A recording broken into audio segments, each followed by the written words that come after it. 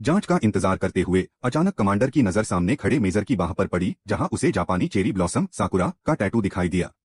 लेकिन उसने तुरंत हंगामा नहीं किया, बल्कि बिना कोई भाव प्रकट किए चुपचाप उस मेजर के पीछे पीछे चलने लगा। वह मेजर तेज कदमों से सीधे राष्ट्रीय सेना के मुख्यालय की ओर बढ़ा और बिना झिझक दूसरी मंजिल पर स्थित कमांडर इन चीफ के दफ्तर की तरफ बढ़ गया। यह देखकर कमांडर को तुरंत आभास हुआ कि कोई बड़ी गड़बड़ है। उसने अपनी चाल तेज कर दी और उसके पीछे पीछे पहुंच गया।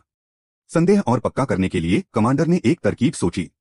वह तेजी से मेजर के पास पहुंचा और ऐसा जताया मानो अनजाने में उसके हाथ से दस्तावेज गिरा दिए हों। उसने तुरंत माफी मांगी और मदद करने के बहाने कागज उठाने लगा। तभी उसे फिर वही साकुरा टैटू दिखाई दिया।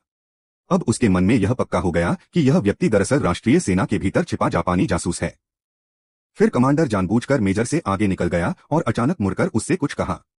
मेजर ने सहज रूप से झुककर अभिवादन किया और यही हरकत उसकी असल पहचान को पूरी तरह उजागर कर गई। जासूस को समझ आ गया कि राज खुल चुका है। उसने तुरंत बंदूक निकालकर हमला करने की कोशिश की, लेकिन कमांडर पहले से तैयार था।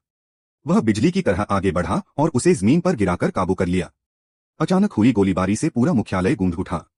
सभी लोग घबराकर देखने दौड़े। कमांडर ने तुरंत ऊंची आवाज में सबको चेताया कि पास न आए, जासूस के शरीर पर बम बंधा हुआ है। इसके बाद उसने सावधानी से उसकी वर्दी के बटन खोले। सबने देखा कि उसकी छाती पर कई डेटोनेटर बंधे हुए थे।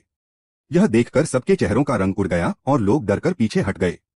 तभी मंत्री दूभी खबर पाकर वहां पहुंच गए। शव पर